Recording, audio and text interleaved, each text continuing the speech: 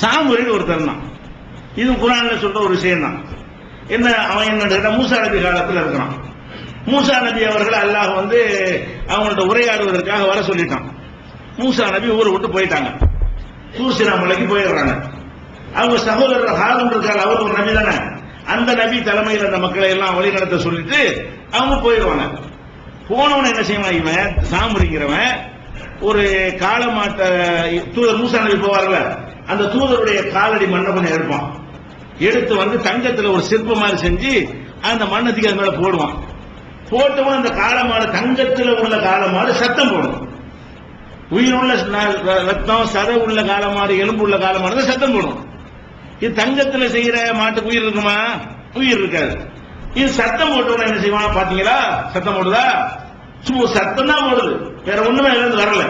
அது பேசல, எதுவும் செய்யல, நடக்கல, ஓடல, ஆடல. இந்த மண்ணலி பொண்ணு செய்யுது, ஒரு காளை மாட்டுல இருந்து ஒரு சத்தம் வரும்ல, அந்த மாதிரி ஒரு சத்தம் ஒண்ணு வருது. வந்தவன் என்ன செய்யறான் பார்த்தீர்களா?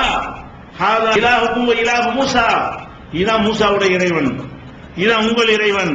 மூசா தேடி தப்பா போயிட்டாரு, எங்க போயிட்டு இருக்காரு? அல்லாஹ்வை தேடி. இதான் உங்க இறைவன் சொல்லி, அப்படியா மூசா தப்பா காலமாடு சத்தம் போடுங்க. அவங்களுக்கு ஒரு சத்தம் வந்ததை இறைவன் நம்புறது போதுமானதா இருக்கு. இறைவனுடைய இலக்கணம் என்ன, அவனுடைய ஆற்றல் என்ன, வல்லமை என்ன அப்படின்னு சிந்திக்கிறதை விட திடீரென்று ஒரு தங்கத்தால் செய்த ஒரு சிற்பத்தில் இருந்து காளை மாட்டுடைய சத்தம் வந்துச்சு பாருங்க, அது ஒன்னே அவனுக்கு என்ன ஆயிடுச்சு, அந்த மக்களுக்கு இறைவன் என்று நம்புவதற்கு போதுமானதாகிவிட்டது. வந்து பார்த்தா ஹாரூன் எவ்வளவு சொல்லி பாக்குற, வய பார்த்துட்டு போயா மூசா தப்பா போயிட்டாரு, திரும்பி வந்து அவரத்தை வணங்குவாரு அப்படின்னு சொல்லிட்டு இவங்க காளை மாட்டை வணங்க ஆரம்பிக்கிறாங்க. அப்ப மூசா நபியில போன உடனே பேரணும் வர்றாரு. எல்லாம் சொல்லி கொடுத்துறான், போ உங்க சமுதாயத்தை பாரு, எல்லாம் தடம் பொருள் கிடக்குறாங்க போ அப்படின்னு சொல்லி அல்லாஹ் சொல்லி அனுப்பிடுவான். மூசா நபி வந்து பார்த்தா இங்க எல்லாம் காலமாடு சிற்பத்தை வச்சுக்கிட்டு என்ன செய்யறாங்க, வணங்கி கொண்டிருக்கிறாங்க. வந்து கடுமையான கோபத்துல ஹாரூனை போட்டு அடிக்கிறாரு, ஒரு தாடி பிடிச்சி இருக்கிறாரு. எப்படி நீ இந்த மாதிரி தடுக்காம இருந்த, நான் எவ்வளவு சொல்லி பார்த்தா கேட்க மாட்டேன்ட்டாங்க, நான் என்ன செய்யறது, என்னை ரொம்ப பலவீனமாக்கிட்டாங்க, உமக்கு பயப்படுறாங்க, எனக்கு பயப்பட மாட்டேங்கிறாங்க என்றெல்லாம் ஒரு பதில் சொல்ல பிறகு என்ன செய்யறாங்க, கூப்பிடுறாங்க சாமரி. அடே நீ என்ன பண்ண, உன் வேலை என்னன்னு கேட்கறாங்க. என்ன நீ செஞ்ச என்னன்னு அவன் சொல்றான், எனக்கு என்னன்னு தெரியல, திடீர்னு மனசுல தோணுச்சு, இந்த மண்ணலி போடணும்னு தோணுச்சு, மண்ணலி போட சத்தம் வந்துச்சு. அவன்கிட்ட எனக்கு அவனே சக்தி இருக்குன்னு சொல்லல, கதாலிக்க சபலத்திலே நப்சி, எனக்கு மண்ணை வைத்து நான் தங்கத்தில் சத்தம் வர செய்வேன் அப்படியான ஒரு கலையை கற்றுக்கிறேன்னு சொல்லவே இல்லை பதில். இது எனக்கு தெரிஞ்சுதான் நினைச்சுன்னு சொல்லவே இல்லை.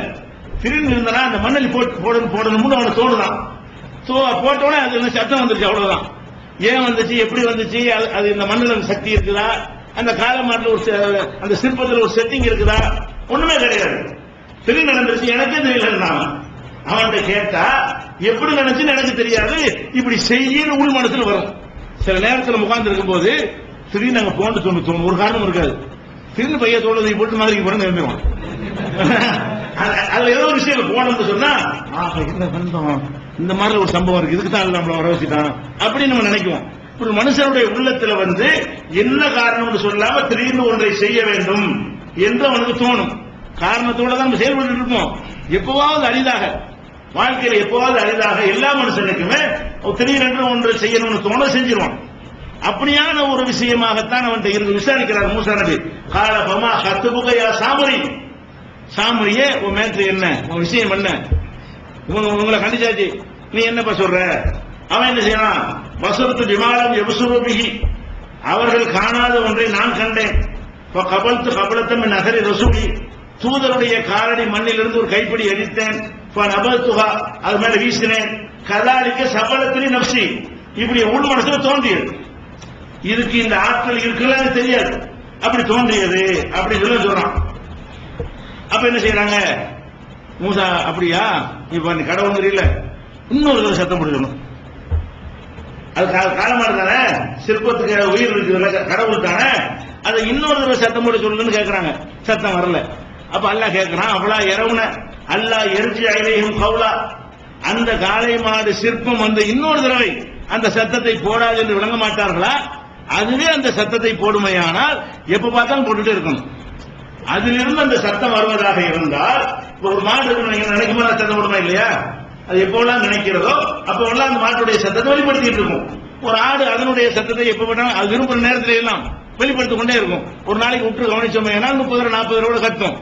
அந்த மாதிரி அதனுடைய தன்மையாக இருந்தால் இந்த சிற்பத்துக்கு இந்த மாதிரி தன்மை இருக்குமே. ஆனால் பேசிக்கிட்டு இருக்கும் ஒரு 4 பேர் சத்தம் போட்டுக்கணுமா இல்லையா? அது என்ன அல்லாஹ் என்ன செஞ்சிருக்கான்னு கேட்டா, அல்லாஹ் செஞ்சா இதுல இவனுக்கும் தெரியாது.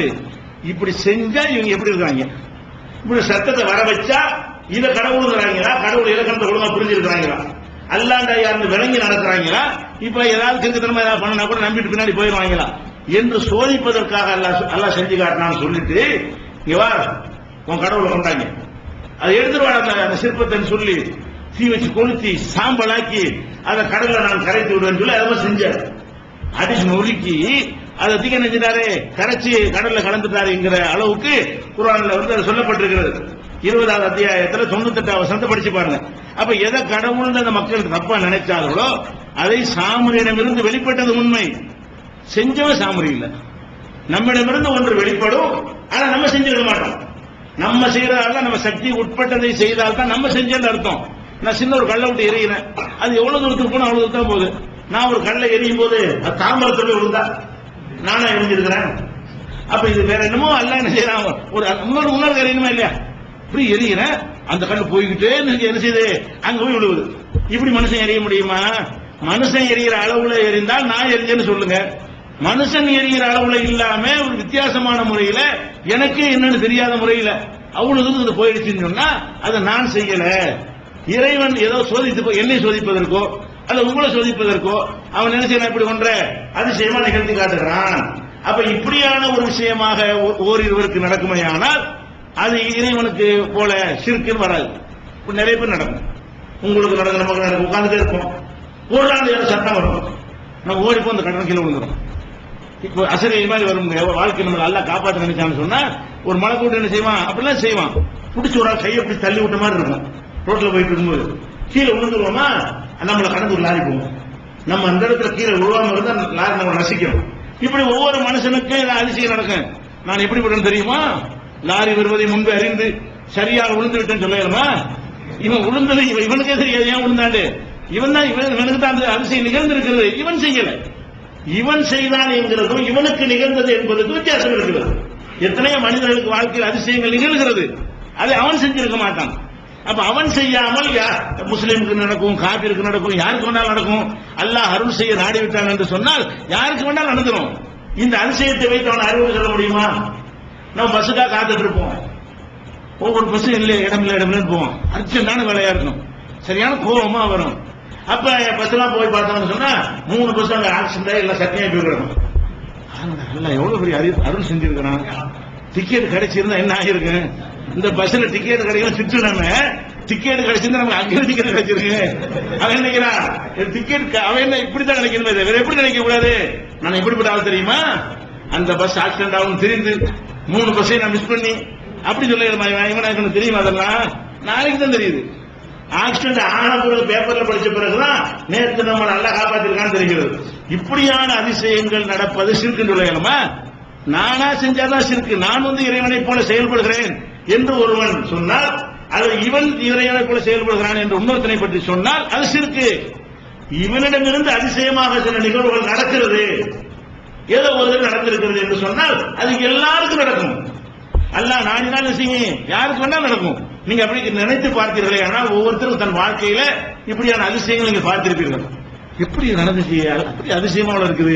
ஒரு கடன் அடைக்கிற விஷயமா இருக்கட்டும், காசு வர்ற விஷயமா இருக்கட்டும், ஒரு குழந்தை விட்டார விஷயமா இருக்கட்டும், 25 வருஷத்துக்கு என்னமோ பண்ணி பார்த்திருப்பான். போங்கடா வைத்தியமா ஒண்ணு பண்ண படுத்துருவானா, அன்னைக்கு வந்து குழந்தை விட்டாரு. எல்லா வைத்தியம் பார்த்துட்டு ஒண்ணு சரியா வராதுன்னு சொல்லிட்டு இதெல்லாம் நம்ம சரிப்பட்டு வரான்னு போயிடுவான். இது எப்படி நடந்துச்சு? இப்படி அதிசயங்கள் அல்லாஹ் வந்து ஒருத்தர் நிகழ்த்துவான்.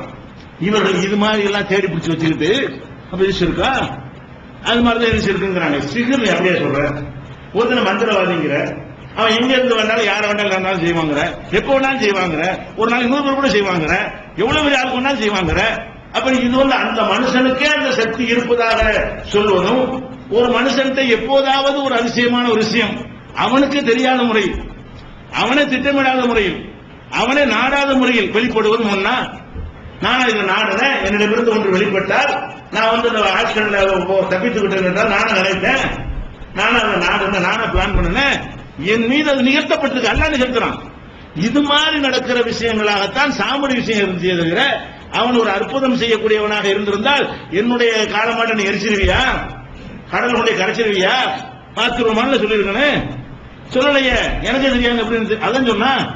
இது மாதிரியான ஒரு சம்பவங்களை வைத்துக் கொண்டு என்ன செய்யறாங்க அல்லாஹ் கேட்கிறான். அப்பலா இரவுல இவர்கள் சிந்திக்க மாட்டார்களா? அல்லாஹ் எரிஜையிலும் கவுலா, திரும்பி அந்த சொல்லை சொல்லாது, ஒரு சத்தம் முடிச்சல இன்னொரு தடவை சொல்லாது என்று சிந்திக்க மாட்டார்களா?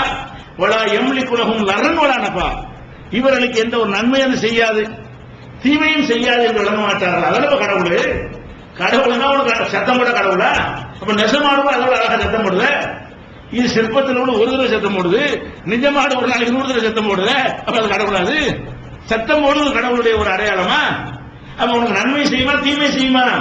நீங்க போட்டு கம்பெடுத்து அடிச்சா உடைஞ்சு போயிடும், கல்ல உடைச்சா நசுங்கி போயிடும். இது ஒரு கடவுளா என்று அல்லாஹ் ரப்பல் ஆலமீன் கேட்பது 20வது அத்தியாயத்தில் 89வது வசனத்தில் நீங்கள் பார்க்கலாம். அப்ப இவர்கள் எடுத்துக்காட்டுறாங்க கேட்டா, தஜ்ஜாலு, சாமரி, நபிமார்கள் அற்புதம், இதுகளெல்லாம் ஷிர்க் என்று சொல்வீர்களான்னு கேட்டால் அது எவ்வளவு பெரிய அறியாம. சிகருக்கு அதுக்கு அவ்வளவு வித்தியாசம் இருக்கிறது, புரிந்து கொள்ள வேண்டும்.